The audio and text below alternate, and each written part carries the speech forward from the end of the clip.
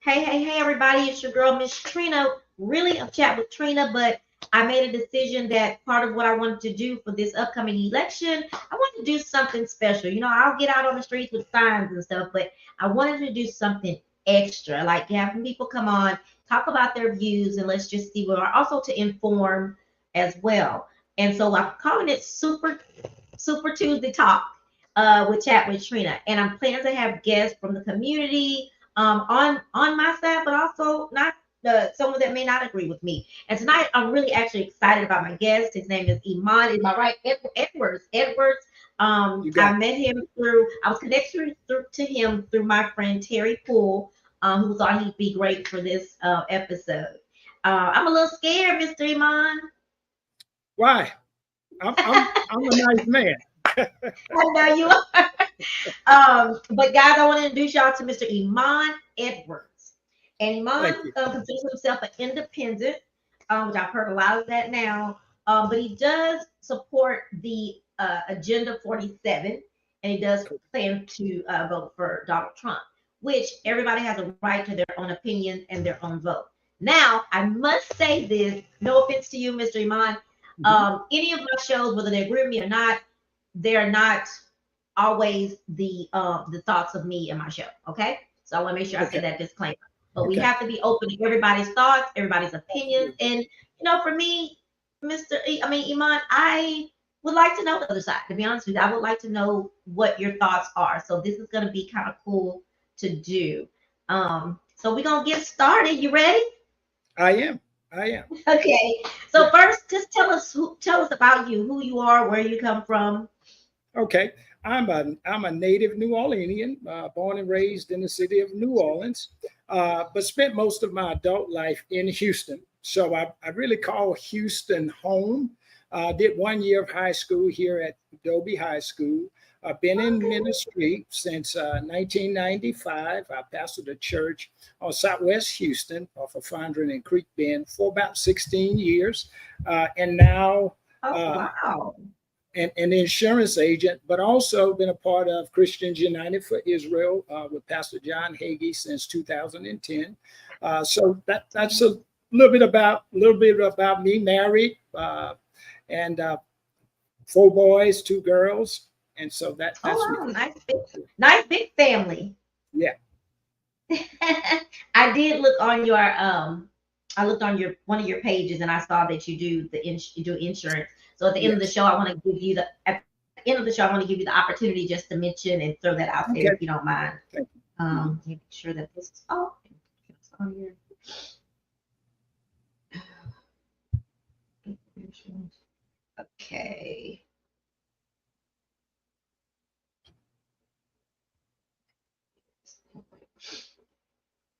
All right. So I'm going to let you do the talking a Okay. little bit, then I'll come back and ask you some questions. So the first thing I want to get into is your why are you an independent versus a Democrat or a Republican? The reason I call myself an independent, and I'm going to say lean more Republican, is because whenever something is against the Bible, I'm against it. So Mhm. I will, when I vote on something or my political views, is voting as close to the Bible as I possibly can. So I prefer to say, hey, if you're wrong about something, let's say I vote for you this time, and then I Mhm. find you violate something that I believe in, then I will abandon that platform.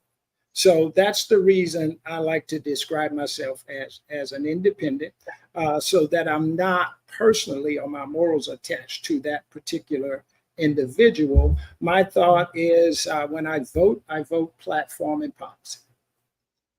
Okay, that makes sense. Never heard that like that. That makes a lot of sense. So let's talk about. You said that you are a supporter of Agenda 47. Talk to me Yes. about that. What part of Um, Agenda 47 do you resonates with you well, more? big things, few big things for me. One is in Agenda 47. I'm a Christian. I've pastored.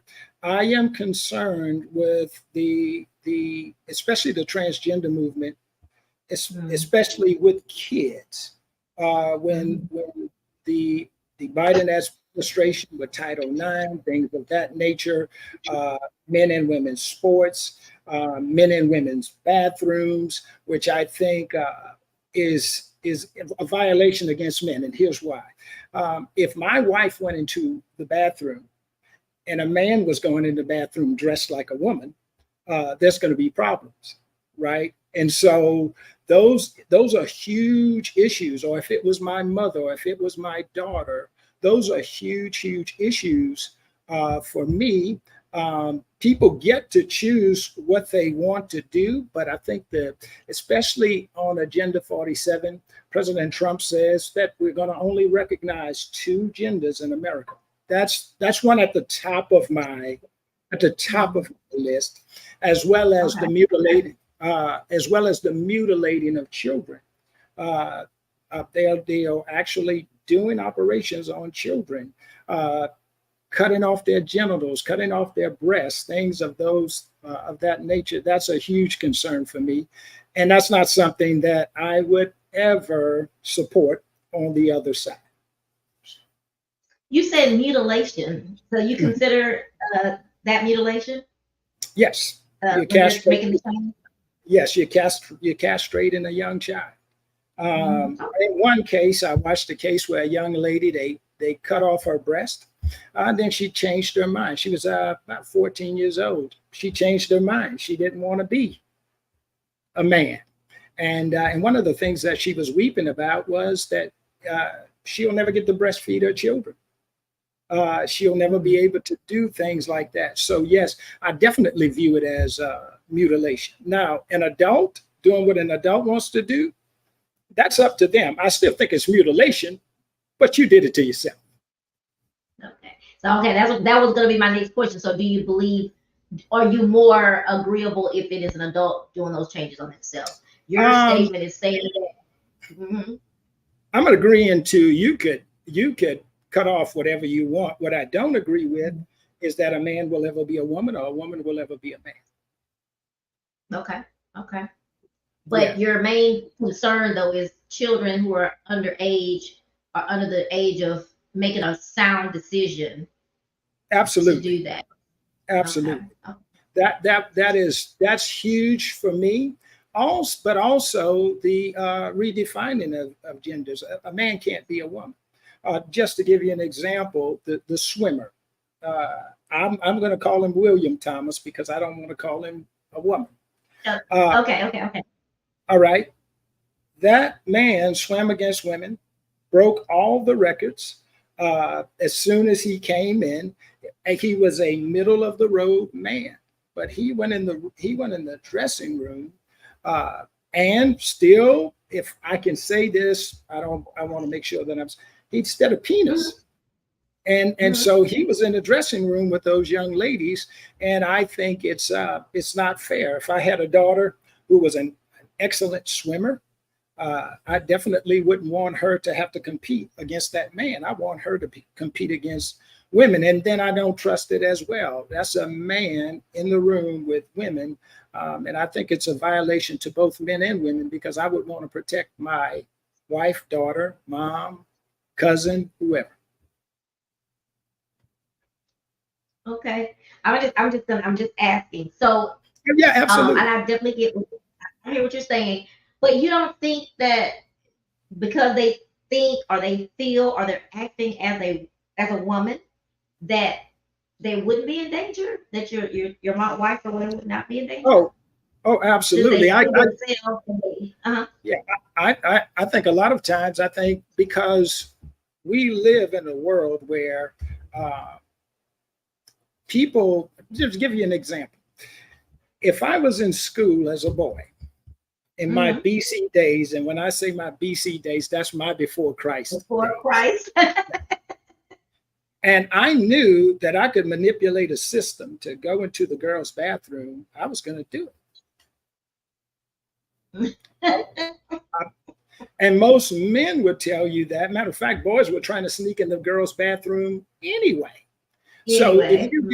if you give them the opportunity to have a loophole to go into a girl's bathroom, absolutely.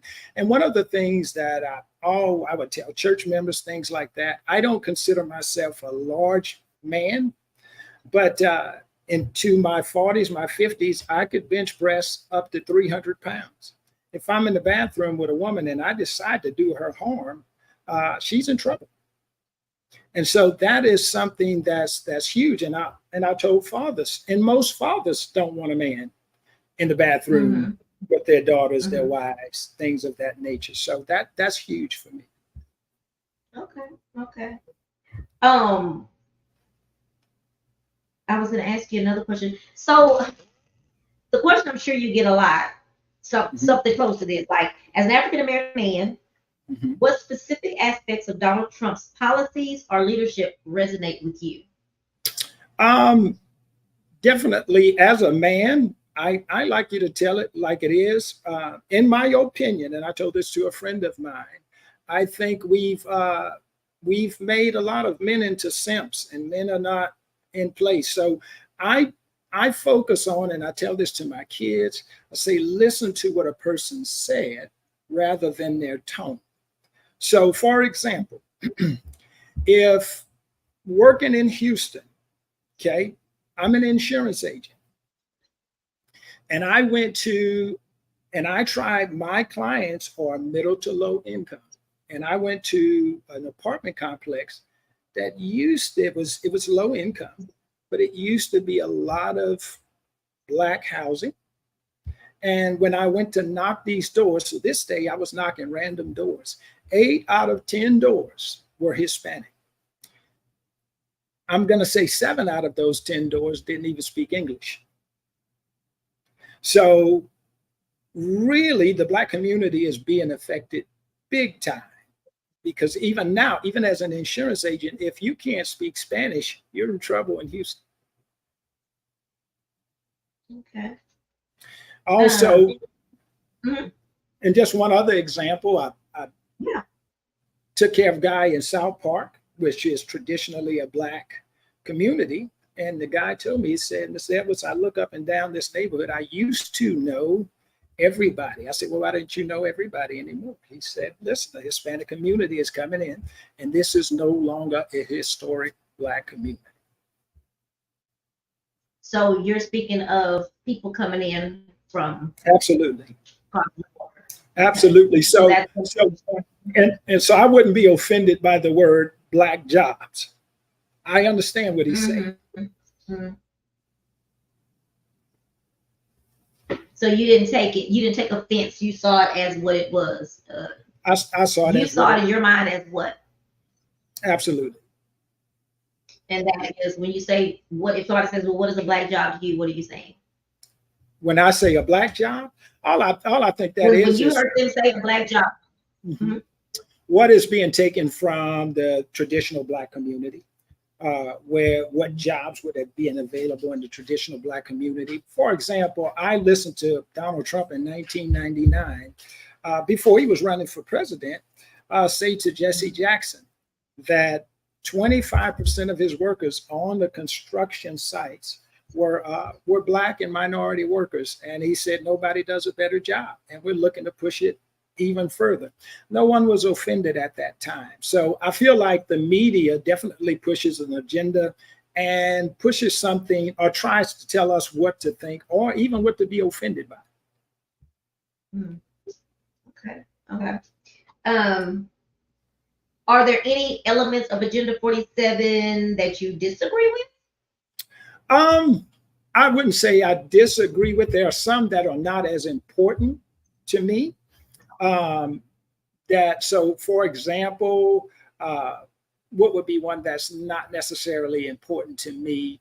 Some of the trade deals with China, things like that, how he would do those things. I'm not an expert in that, so Right, and that's it might important. end up being important to me later on, but it's not at the forefront of my thought, if that makes sense. hmm So what about some of these because some of these things in the agenda about us not being him taking away voting once if he was to win, that there would be no more voting. He would be, and he's going to fire the people from the federal government. I heard that concerning when he would tell Christians that they wouldn't have to vote again. Basically, I heard the follow-up interview, and what he was saying was that they were going to do such a great job. Now, I don't agree with that statement. I don't think anybody would do such a great job that we wouldn't have to vote again. But I did understand the spirit in which he was saying. He was actually saying we're going to do such a great job that as a Christian, you won't have to vote after this, because he was saying that Christians are rebellious in the way of voting, and not in a bad way, meaning that Christians don't involve themselves in the voting process. And I found that to be true. Even for myself, I wasn't politically active until there were things that I thought were immoral. And so, for example, lighting up the White House like a rainbow, that I took issue with that big time. I took issue with that big time. And you never, even on those subjects, you never heard anybody say, trust the science, this and that, because scientifically we know who should be married, not a man and a man only. Right. What about the plat? Oh, what do you think about his JD Vance? I'm just curious. How do you feel about his pick? Maybe not about him personally, but how do you feel about him being the pick for vice president nominee? You know what? He is too new for me. I really hadn't researched him, so I would be. Right. I couldn't tell you anything good or bad. I was on board. I was on board for Trump. A couple of other things that I liked as an agenda. As a Christian, I'm a huge Israel supporter. So President Trump ended up being the first president in U.S. history to move the U.S. embassy from Tel Aviv to Jerusalem, and also declare the Golan Heights sovereign Israeli territory. Now, I've traveled to Israel in 2013. Even had time with the IDF, things like that. So I saw the landscape. That's a huge issue for me as well. If you watch what's going on in the Democrat convention, it is a lot of people that are pro-Palestine, and I'm the opposite of that.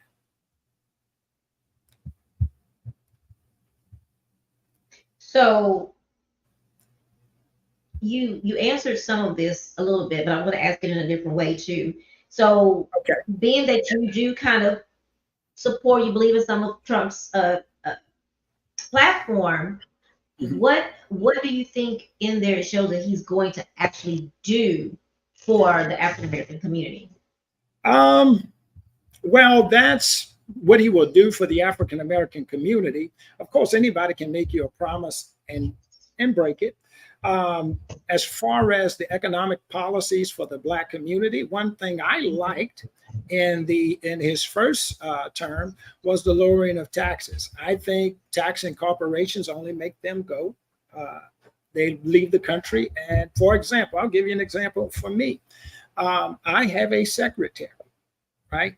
And but my secretary works in Colombia.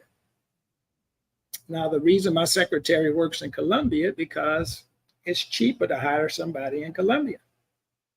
So the more you tax companies, the more they're going to move their business out of the country.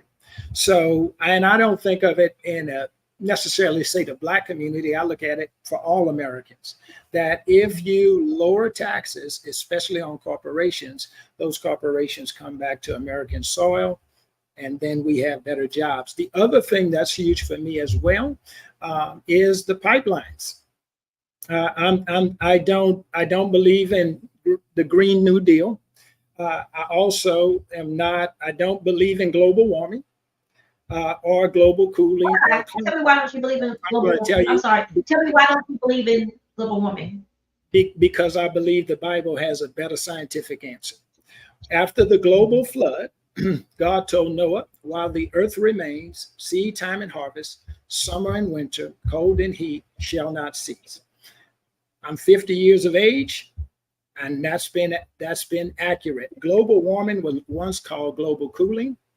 It was then again went to global warming, and then it went to climate change. And simply because they are guessing that stuff. But all my life, seed time and harvest, summer and winter, cold and heat has not ceased. So in that sense, I do, and I want you to know this, the Bible is my authority. So even if I look at what the scientists are saying, which I don't think their science beats the Bible, because science is observable, repeatable, and testable.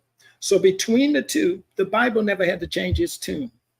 Not in my parents' life, not in my grandparents' life, not in my life, but they had to change the narrative on global warming. So I'm not a believer. I don't believe that we're going to destroy the earth by carbon emissions or anything like that. So I think a lot of those ideas are radical. So I definitely want us to drill for oil because that makes gas cheaper. If gas cheaper, transportation is cheaper, products become cheaper. So you talk about taxes being lowered. Do you not think in your mind, for me, people that own those businesses and are able to hire secretaries and have these big companies should have a different taxation than me who can't afford to have a big giant company, or me that don't have a secretary? Why should my taxes, if yours are lower, mine are still not? Now, my tax should be lower as well. I think everybody's taxes. He's only going to lower them from what I've read for the people that make a certain amount of money. Now from what and I could stand correction on this, but one of the things that I believe is for everybody, and then I could stand correction. I'll do a little bit more research on that. But my idea on taxes is this: that everybody should be taxed a flat rate. And here's why I think. And I don't mean, okay, go ahead. I'm gonna let you finish that thought. I'm sorry. Okay, why I think and believe that.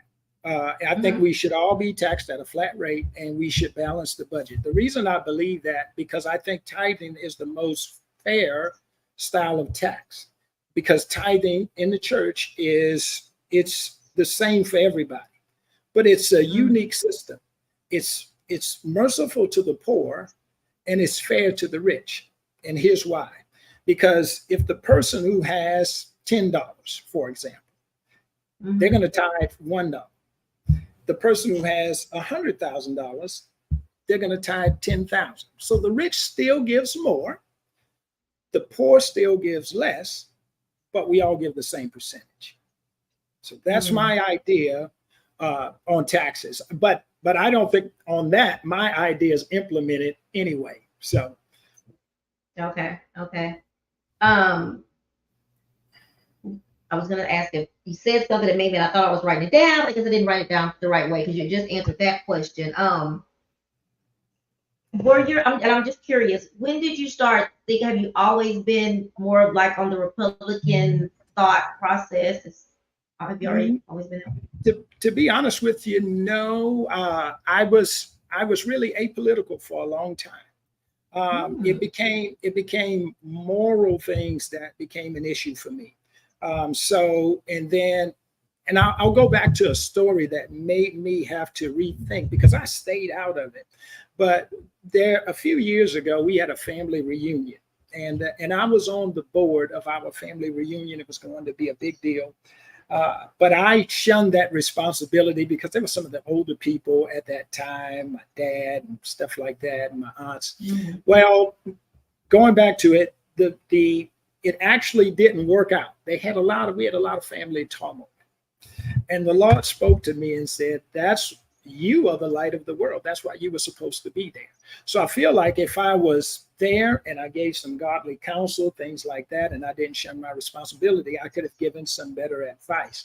So I feel the same way about politics. So now, because we are the light of the world, we are the salt of the earth, the church should be involved with saying, hey, this is something that's important because I do believe that righteousness exalts a nation. So honestly, Barack Obama started me on my political journey because when he said his daughters told him that a man could marry a man and a woman could marry a woman. There's no way in the world my children could ever tell me that. So I began to observe. And then another thing that was huge for me, as I mentioned to you, I was a part of Christians United for Israel. So I started looking at Democrat policies on that, Republican policies on that. In between the two, I found that even when I would go to Christians United for Israel, I went every summer to Washington, D.C. for about 6 straight years. Hardly ever seen a Democrat lawmaker there.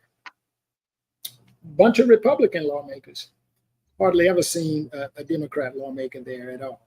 And I'm a believer that our country is blessed because of our support for Israel. So Genesis 12:3, I will bless those that bless you. I will curse those that curse you.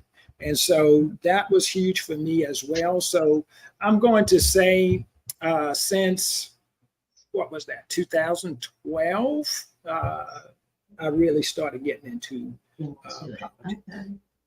Okay. Were you in the military? I was not. You was not. Okay. Okay. I was thinking, because I know Poole is in.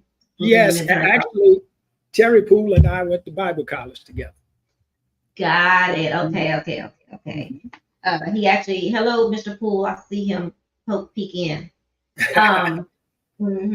So, Kamala Harris. And what do you think? I know that you said a lot of things about male, female.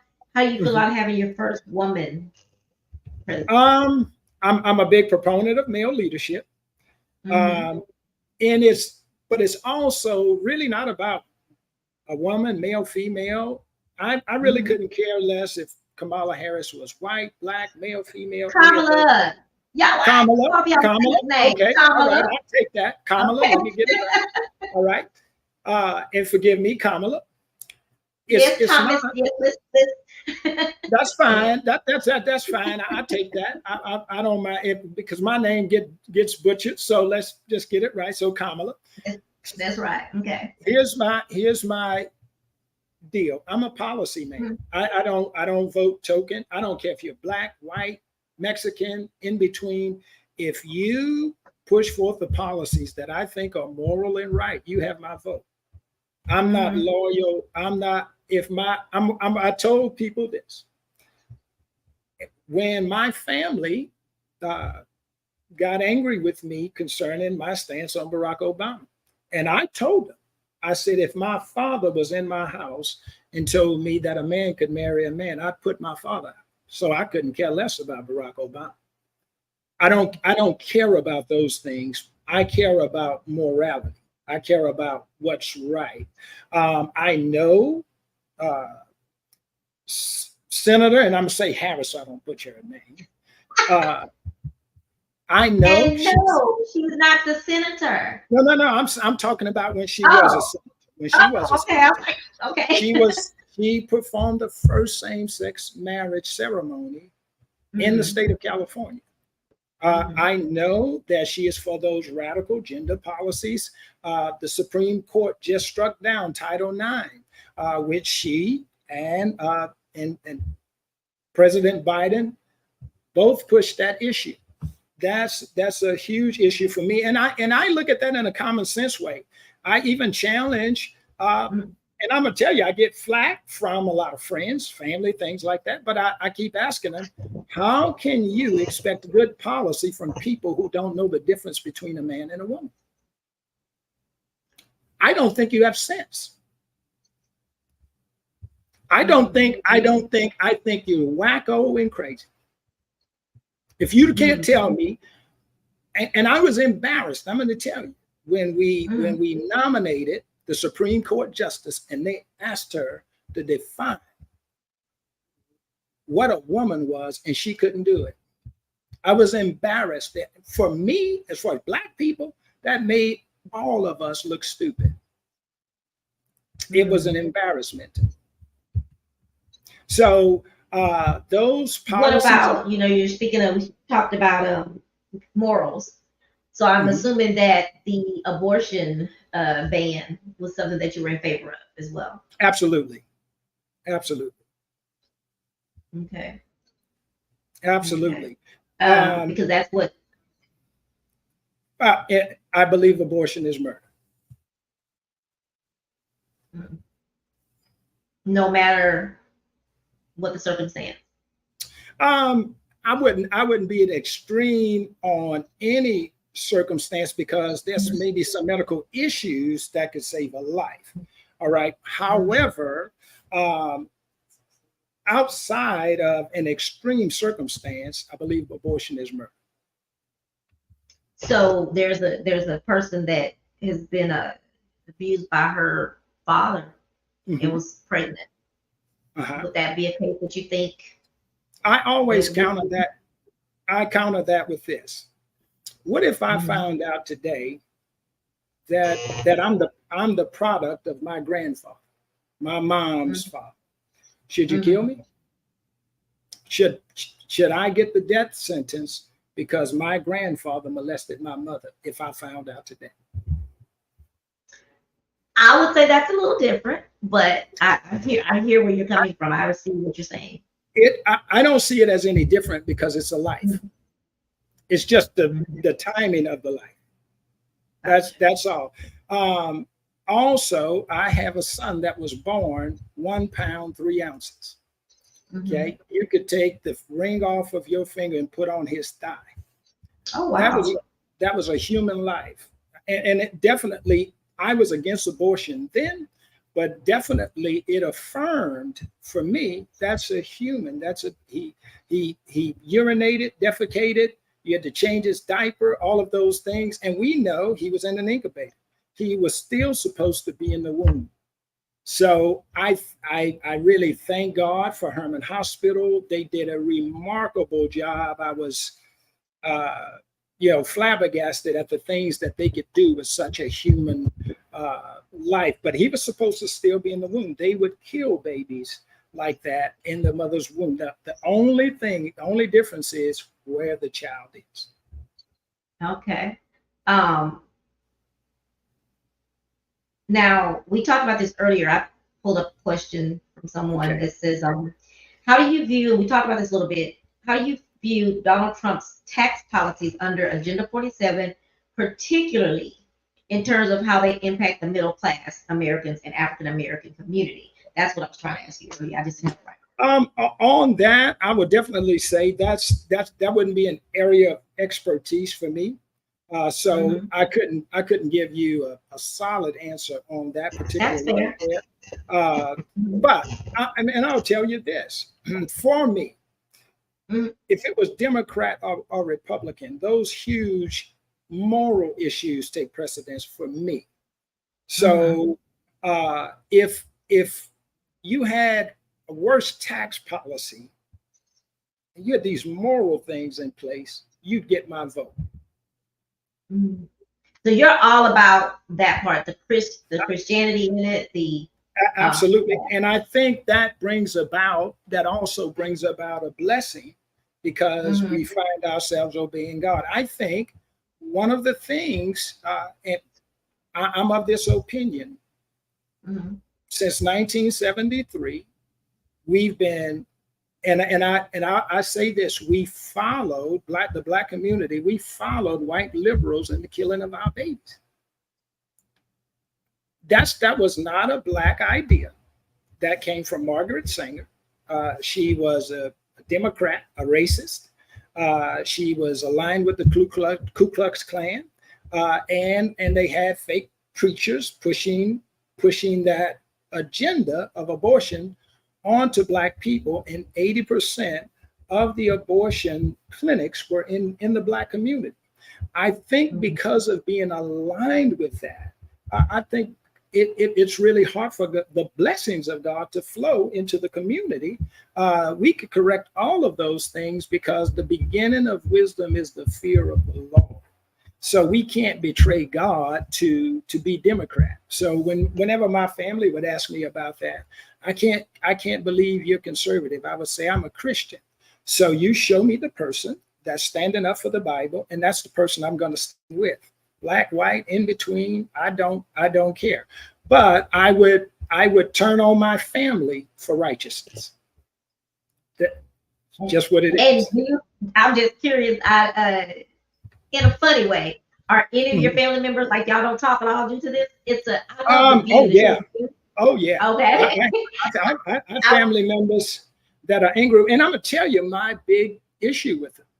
Uh-huh. If you tell me that you are an atheist, you don't Hmm. serve Christ, or any of Hmm. those things, then I would simply agree to disagree with that individual. Okay. I Okay. say, okay, this is what I'm voting for. This is what I stand for. And we understand this person doesn't believe in God. I do. My problem with a lot of family members is they want to attach Christ to it. And that's where I take issue. That's where I take issue. I understand we live in a democracy and or in a republic, and that we have to actually deal with all kind of people. I get that. Mhm. Uh, but typically, when you attach Christianity to it, which a lot of my family members did, I took issue. Okay. So what about I have people I was very I'm excited that you chose to come on. But there are some people who won't speak out. Are you ever afraid of losing business prospects or anything like that because of You your views? you How do you you feel about know, that?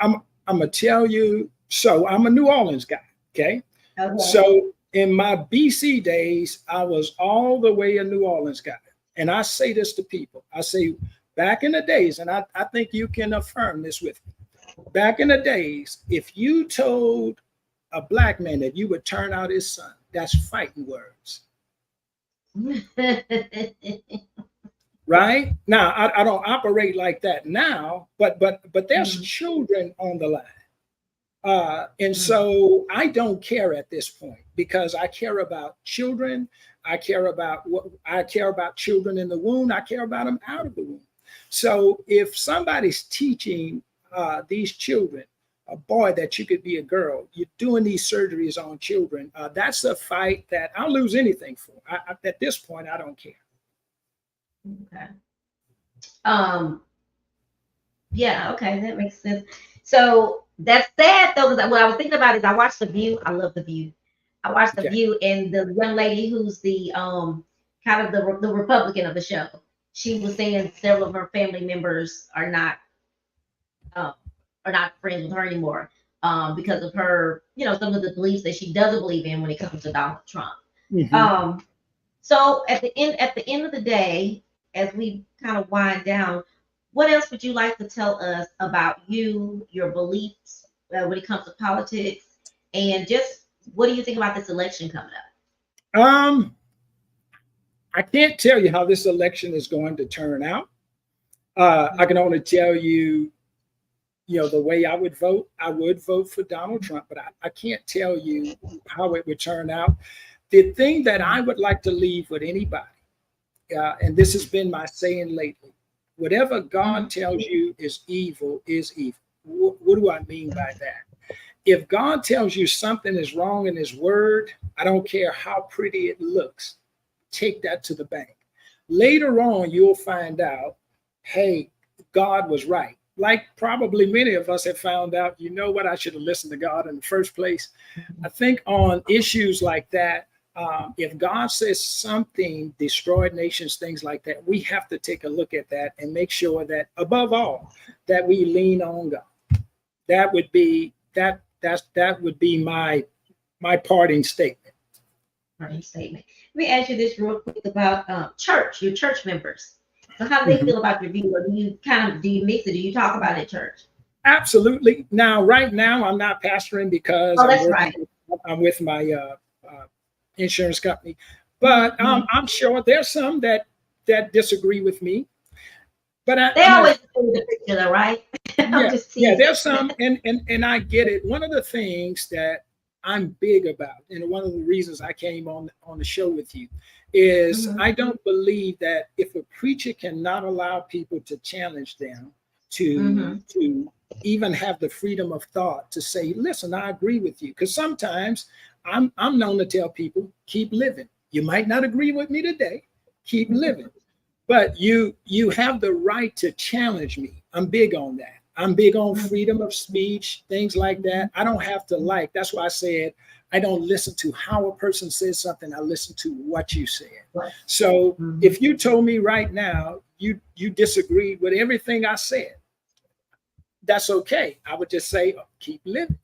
And maybe you might tell me something that I consider, and I say, you know what? That was right. I didn't see it at that time. I think everybody should be able to do that. Even this is where I'm disappointed with where I was disappointed with a lot of the Black community with the words like coon and you're a sellout and you're this and you're that. Well, my stance has nothing to do with anybody's color. You've been called that? Some of those names? Oh yeah. Really? Oh yeah. Simply if you tell people, yeah, I'm voting for Donald Trump, I've had a family member to tell me I'm self-hating. I'm like, what?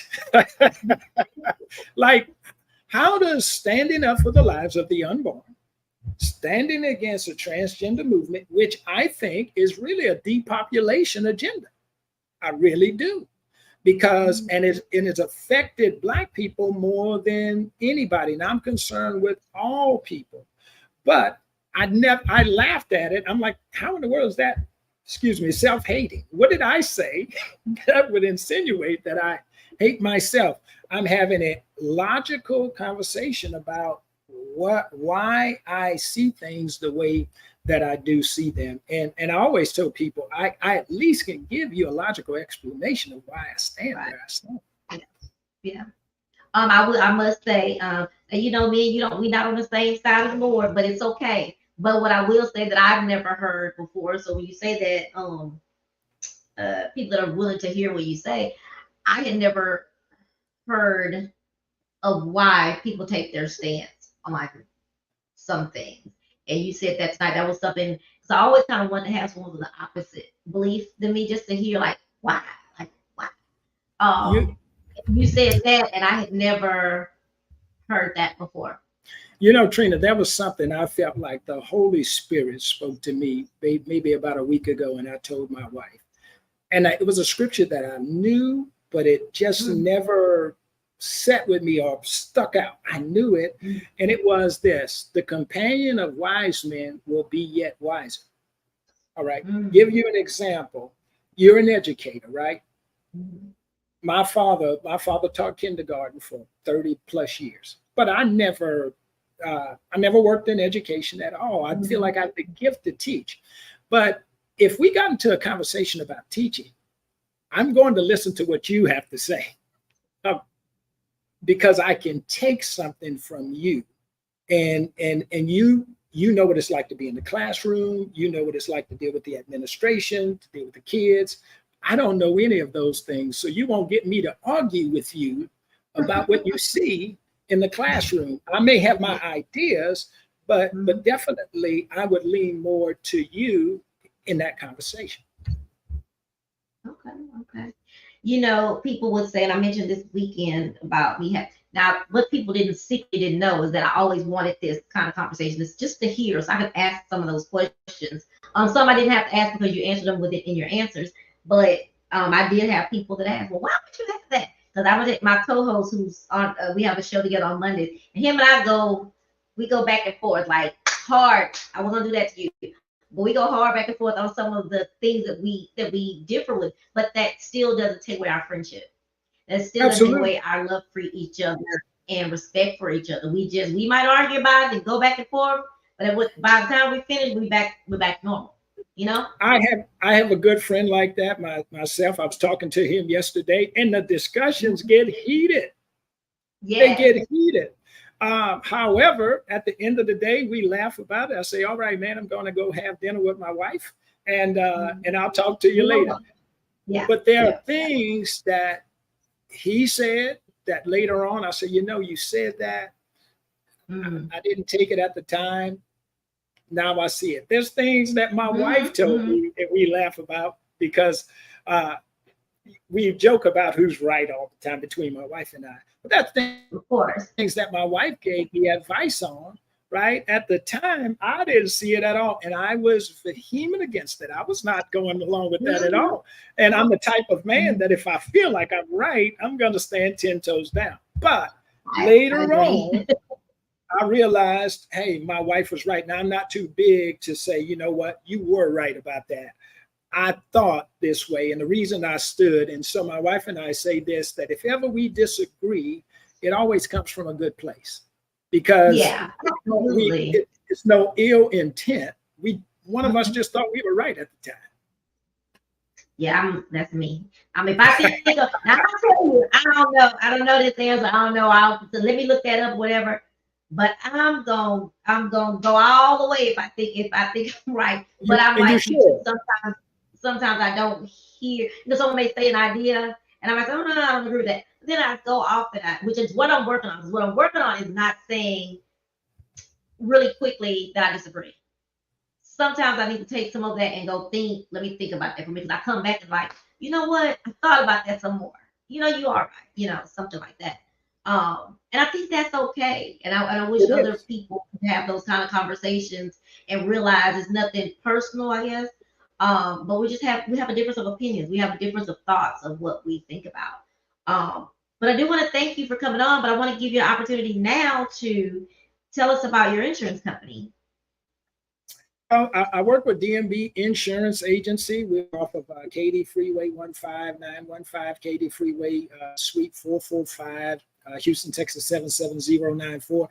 I specialize in final expense life insurance. So if you're looking to cover your house, things like, I'm not the man to talk to. Basically, Yay. my area of expertise is in how much funerals, cremations cost, and getting you into the right insurance plan to make sure that you take care of that, especially things on a fixed income. So really Mhm. specialize in dealing with people on fixed incomes.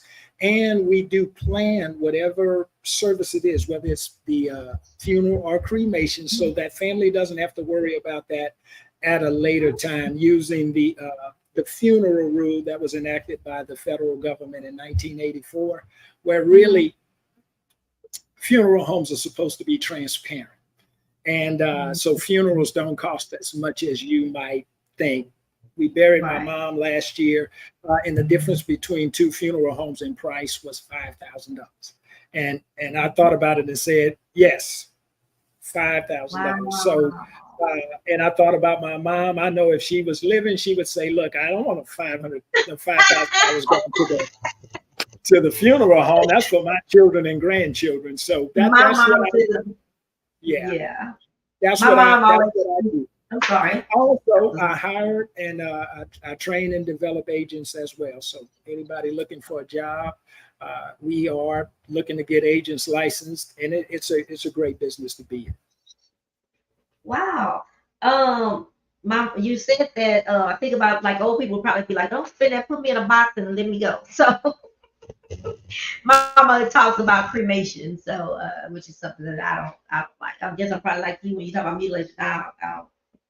But I think that now I remember when I looked you up, that's what was different about your injury. I knew it was something. I just couldn't remember that you guys specialize in that, which I don't think I've ever met anyone that makes that the specialty. So that was kind of cool, because it, people do it, need it help when it comes to that when they didn't plan. Right. It needs to be a specialty, and a lot of people need to be educated on it, because the average insurance policy takes anywhere from 3 weeks to 6 months by law to pay. So if you don't have that money, then Right. we've been trained to Right. bring out a life insurance policy to a funeral home. Well, when they see, and I'm not indicting the whole industry, but when they see how much Mhm. insurance you have, if you have a $25,000 policy, that it So be funeral, you. yes, they're gonna try to use as much of that. So we specialize. We don't tell them what you have, things like that, and we Mhm. negotiate with different funeral homes to try to get our clients the best price possible. Okay, that is really neat. I'll definitely keep your information for sure because that I mean I said the other day, it's kind of sad to say, it was like, I was like, one of my consultants at the school, she said today, oh, it's so hot. I'm gonna die. And I was like, girl, people getting up out of here every day, so you better quit saying that. You better hold on. Don't be talking that into existence, honey. Right. But anyway, I do want to thank you first Thank you. for agreeing to come on, and then I also want to thank you for your transparency and for your courageous um, demeanor to do Thank you. this and Thank you. standing by your beliefs. That is what I get from you in this chat. So I do Thank want you. to thank you so much for that. And also thank you for letting me hear what I need to hear from people. Like, why do you think like that? Why? I hear you. I may not totally agree, but I definitely hear that, and it makes some sense. And I So you know think, what I mean? and I thank you for having me on, because I think we should have these conversations. A good friend of mine told me, because I used to do a lot of saying what I wanted to say in text on Mhm, Facebook. And, mhm. and and a good friend of mine said, when you say those things, I get what you're saying, but it doesn't come off right. Things get lost in translation.